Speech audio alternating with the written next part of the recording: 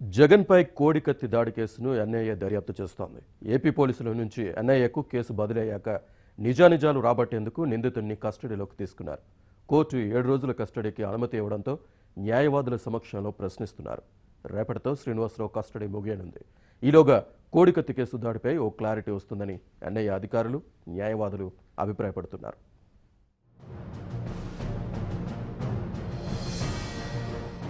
YCP అధ్యక్షుడు YS జగన్పై వైజాగ్ ఎయిర్పోర్టులో జరిగిన కోడికత్తి కేసును విచారిస్తున్న జాతీయ దర్యాప్తు సంస్థ ఎన్ఐఏ అధికారులు ఆ కేసులో నిందితుడు శ్రీనివాసరావును కస్టడీలోకి తీసుకుని హైదరాబాద్లోని కార్యాలయంలో విచారిస్తున్నారు. ఈ కేసును ఛేదించేందుకు కోర్టులో పిటిషన్ వేసిన ఎన్ఐఏ అధికారులు కోర్టు అనుమతితో నిందితుడిని కస్టడీలోకి తీసుకున్నారు.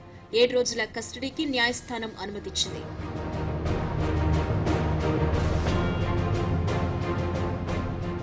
శనివారమే శ్రీనివాసరావును అదుపులోకి తీసుకున్న ఎన్ఐఏ అధికారులు శని, ఆదివారాల్లో శ్రీనివాసరావును విశాఖలో విచారించారు. 2 రోజుల తర్వాత హైదరాబాద్లోని ఎన్ఐఏ కార్యాలయానికి తీసుకొచ్చారు. సోమవారం నుంచి న్యాయవాదుల సమక్షంలో కోడికత్తి కేసు నిందితుడిని విచారిస్తున్నారు.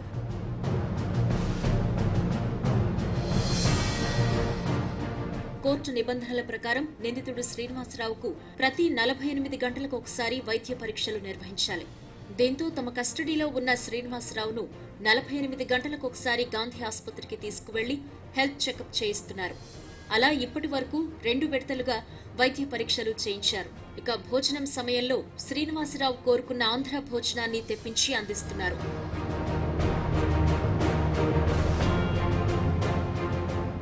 శ్రీనివాసరావు పూర్తి విచారణ న్యాయవాదుల సమక్షంలోనే జరుగుతుంది. ఎన్ఐఏకు చెందిన ఎస్పీ స్థాయి అధికారితో పాటు మరో 5 అధికారులు శ్రీనివాసరావును ప్రశ్నిస్తున్నట్లు న్యాయవాదులు చెబుతున్నారు.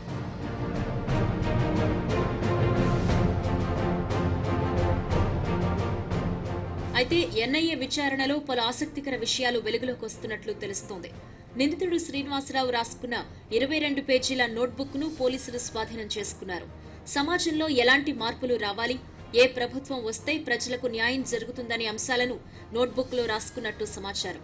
ఈ కేసు రాజకీయ పరంగానూ కీలకంగా మారడంతో ఎన్ఐఏ అధికారులు నిర్వహిస్తున్న విచారణ మొత్తాన్ని ఆడియో రికార్డ్ చేస్తున్నారు. మరో 2 రోజుల విచారణ హైదరాబాద్లోనే కొనసాగనుంది. మా విజిబుల్ డిస్టెన్స్ అంటే 22-30 ఫీట్ మధ్యలో ఆ డిస్టెన్స్లో మమ్మల్ని కూర్చోబెట్టారు. ఇన్వెస్టిగేషన్ చేస్తూ ఉన్నారు. మధ్యలో మేము ఏదన్నా అడగాల్సి వస్తే మేము వెళ్ళి అడుగుతున్నాం. దాన్ని తగ్గట్టుగా వాళ్ళు అది రికార్డు చేస్తున్నారు. అయితే ఇక్కడ 5 మెంబర్స్ ఆఫీసర్స్ ఉన్నారు. అయితే చాలా నీట్ లొకాలిటీలో పెట్టి ఇన్వెస్టిగేట్ చేస్తున్నారు. వాళ్ళు ప్రొసీజర్ ఏదైతే వాళ్ళు ఫాలో అవుతున్నారో అది కూడా సిస్టమేటిక్గా ఉంది.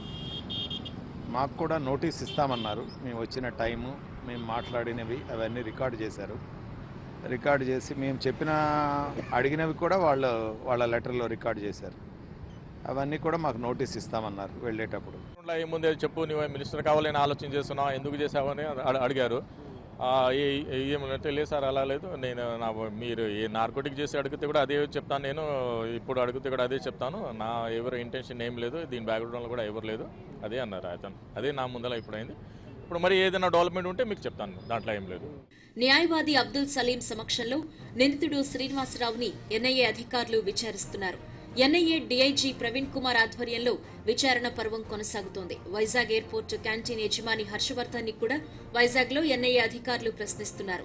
హర్షవర్ధన్ తో పాటు మరికొంతమందికి కూడా ఎన్ఐఏ అధికారులు ఇప్పటికే నోటీసులు జారీ చేశారు. విచారణలో భాగంగా నోటీసులు అందుకున్న వారి వాంగ్మూలాలను ఎన్ఐఏ అధికారులు రికార్డు చేయనున్నారు.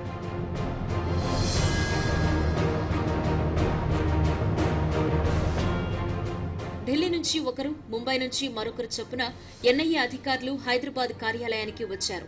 వాళ్ల సమక్షంలోనే కోడికత్తి దాడి కేసు విచారణ పర్వం కొనసాగుతోంది. మొత్తానికి ప్రాణహాని జరగకుండా సంచలనం సృష్టించడం కోసమే వైఎస్ జగన్పై దాడి చేసినట్టు విచారణలో శ్రీనివాసరావు వెల్లడిస్తున్నట్టు న్యాయవాదులు చెబుతున్నారు.